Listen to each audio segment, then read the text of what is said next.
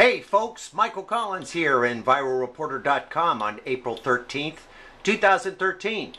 Well, we got good news and we got bad news. Actually, varying degrees of bad news. The good news is we've got HEPA filters and a new ionizer that has helped us collect this dust right here, which we went and then detected with one of our Rad Alert Inspector nuclear radiation monitors.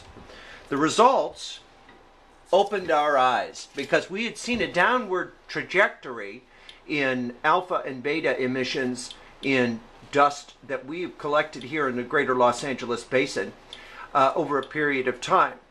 And in our last period before the 27-day period that's resulted in this pile of dust here, we had seen a drop-off that was quite considerable from our highs of about a year ago.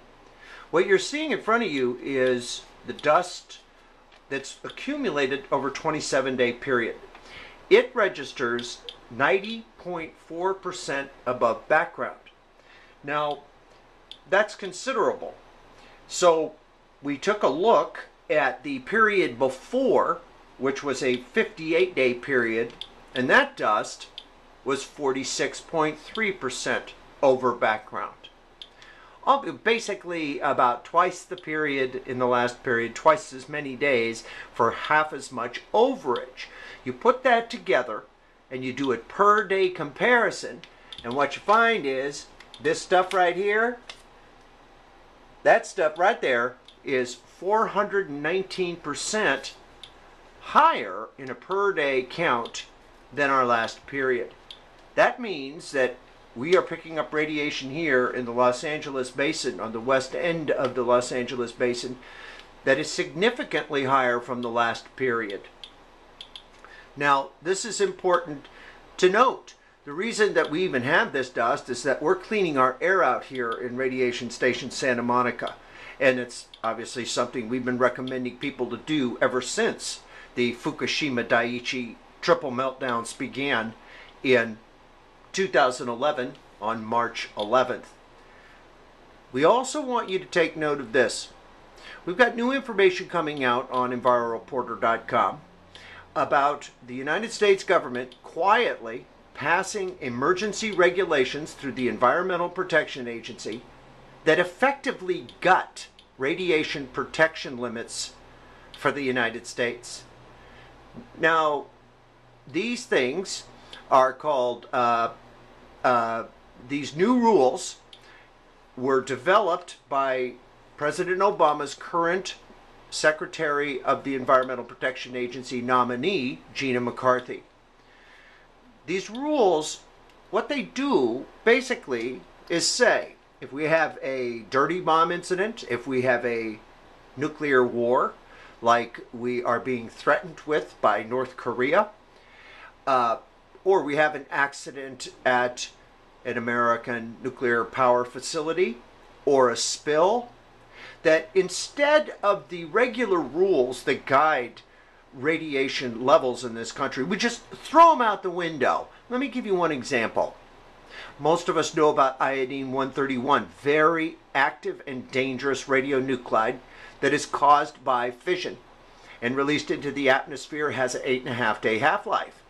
Well, that's why we get potassium iodide pills, so in case we need them, and we only use them when we know for sure from authorities or people we trust, we only use them in those cases to fight iodine-131 from attacking our thyroids.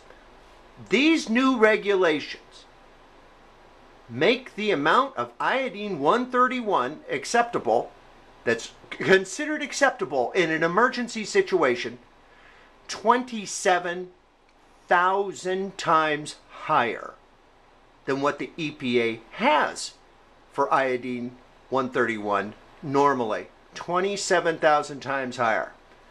Let me give you an analogy. You've got a car. It's built to protect you while you're rolling down the road. It's got bumpers, it's got seat belts, it's got airbags, but you get in an accident. When you get in that accident, in that moment of accident, we remove all those safety devices. We just get rid of them because Well, it's an emergency. Let's not have so much protection.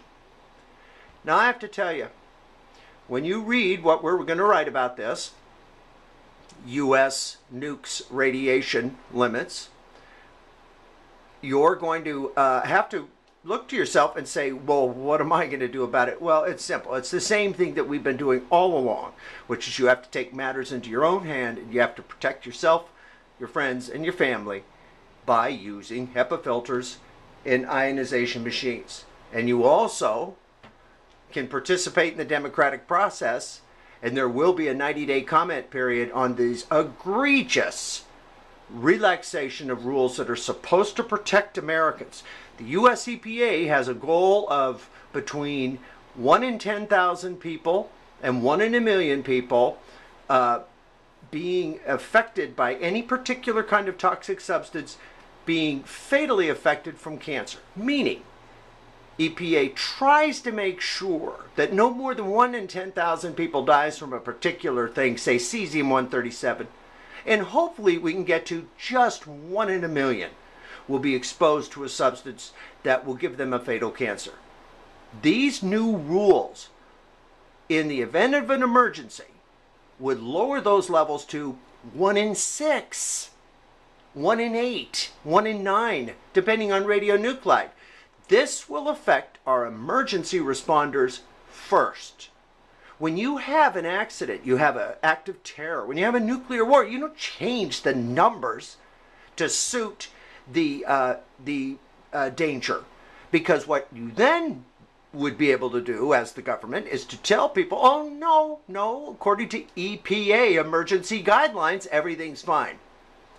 Make sure to look for that article on EnviroReporter.com and take note of the fact that Los Angeles air on a per-day comparison is 419% hotter than it was in the last period that Radiation Station Santa Monica took measurements like this of aggregated dust from HEPA filters and an ionizer. Michael Collins, EnviroReporter.com.